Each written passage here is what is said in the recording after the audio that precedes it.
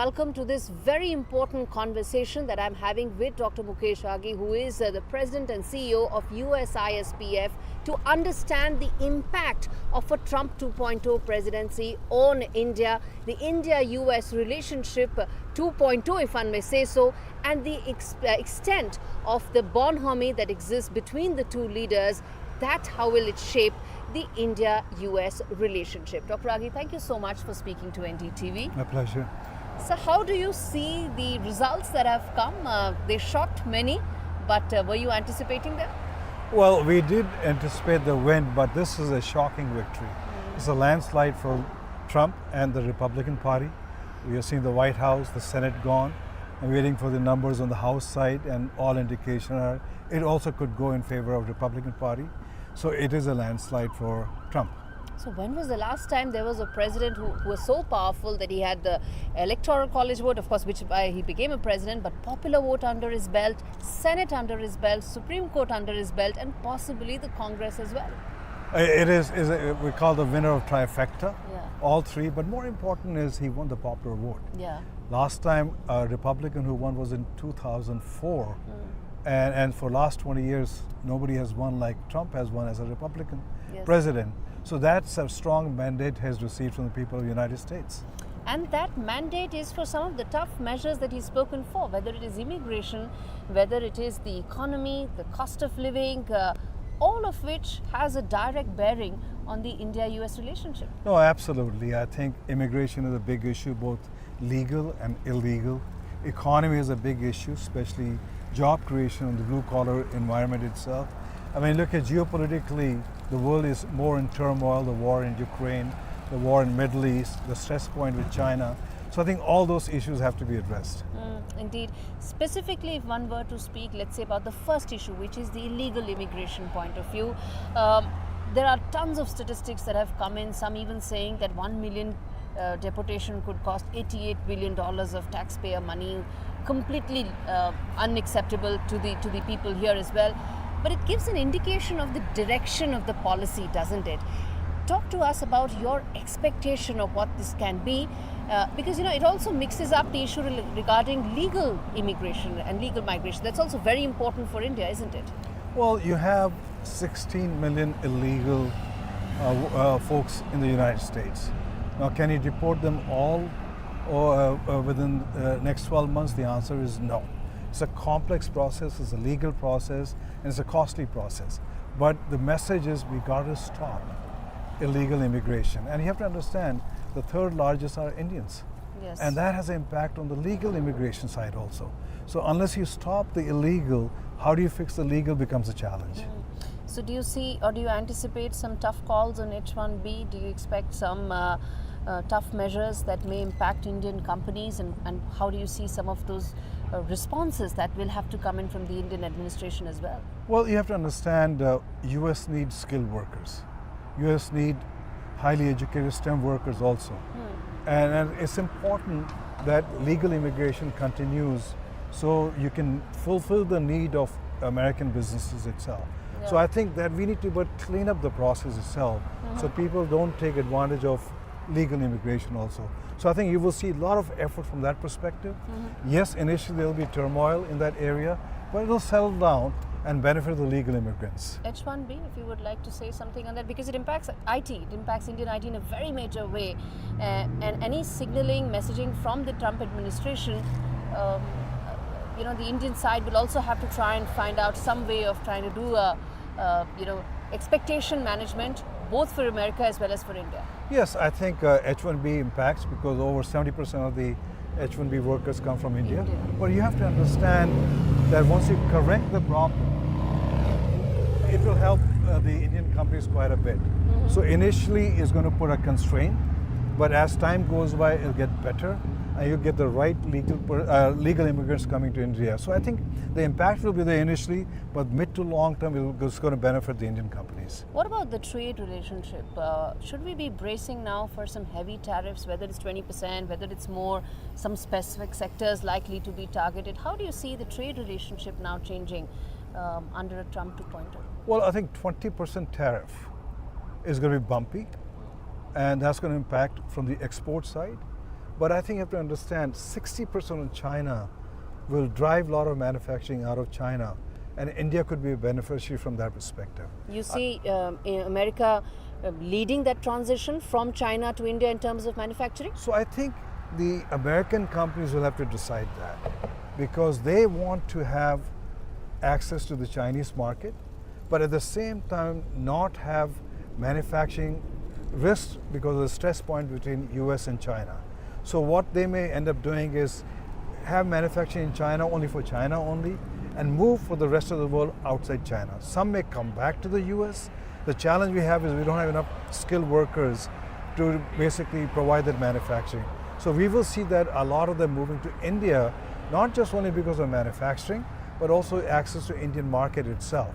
When you look at Apple as a company, Yes. they moved some manufacturing in India, but they also gained a lot of domestic market share. Right. Today, Apple revenue in India has crossed $5 billion itself. Yes. So I think companies are going to basically recalibrate their de-risking of supply chain and also access to markets also. So that is Make in India and Make America Great Again coming together quite literally. Absolutely.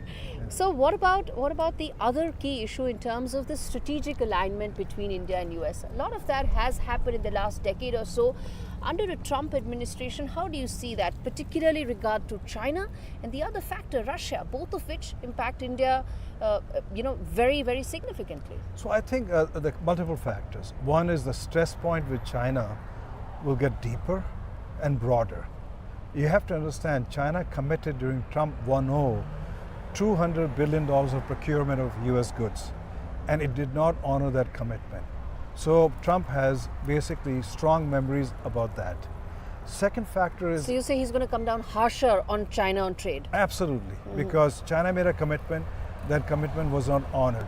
So there's a trust deficit with China dramatically with Trump himself.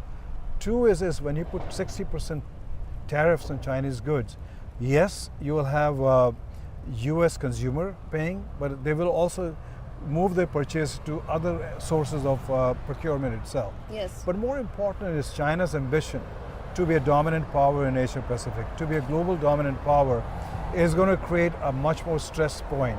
And that's where India becomes pivotal. Because I think India's relationship with China is not the best itself. China will never accept India as an equal partner. So it serves the interest of India and the United States to come back together. The more important thing is you have to understand the Ukraine war has shown that countries which have a large industrial base can sustain long-term war. And US industrial base has eroded because most of the manufacturing moved shifted, back. yeah.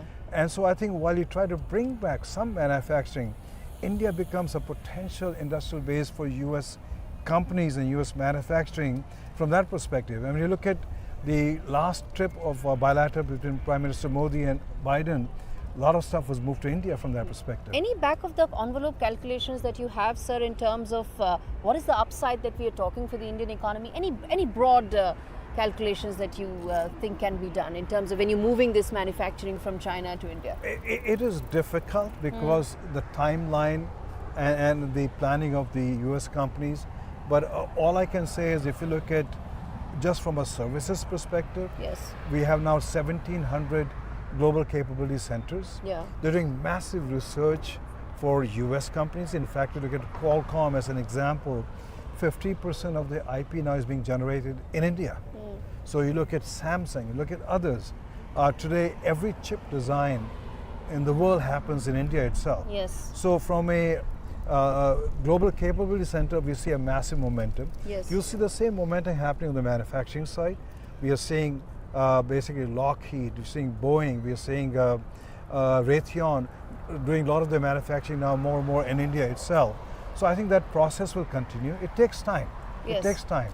And what we are seeing is it is an incentive factor for US companies to leverage the India skill, to leverage the India market. So I believe the momentum will pick up now. So does that mean that collaborations with regard to semiconductors, collaboration with regard to defense technology would probably now expedite further to include more realms of collaboration?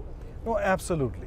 I think we have to find a way out as to how do you not get penalized on 20% tariff coming from India into the US. Yes. Because what happens is you want to leverage a global supply chain.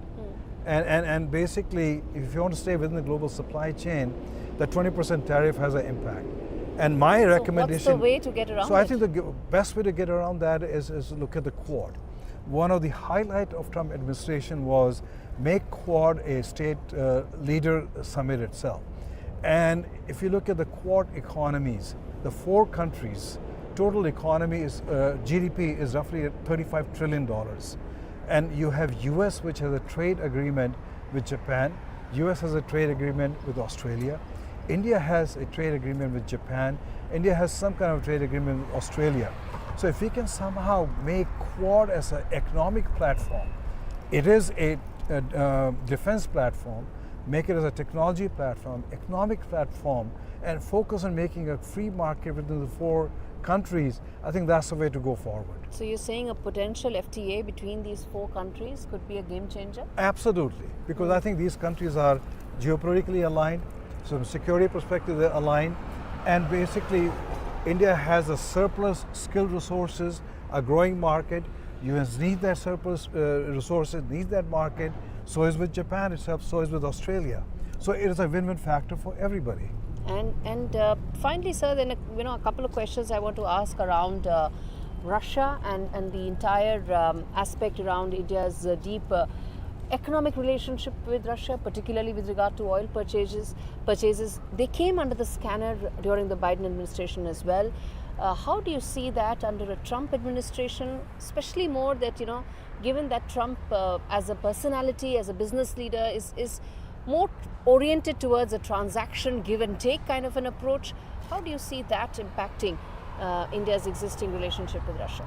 Well, I think you have to understand, one is India's dependence on Russian defense equipment is coming down. You look at last 10 years, it has come down, and procurement from the US has gone up and up. So that's one factor. 2 is the trade between India and the US is almost $200 billion. Whereas with Russia, it's minuscule in single-digit billions of dollars itself.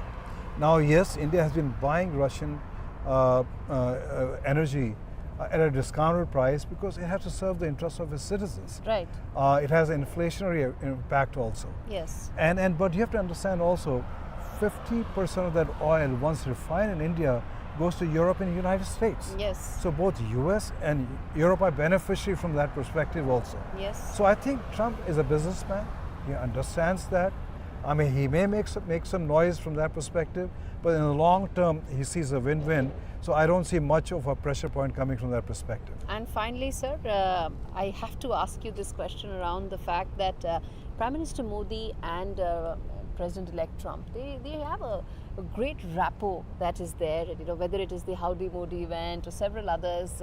Sometimes what thorny negotiations are not able to achieve, bonhomie and rapport between leaders is able to achieve. Where do you think this will probably come in handy, given that several negotiations may end up becoming fairly thorny? Well, I think you have to understand geopolitical alignment is important.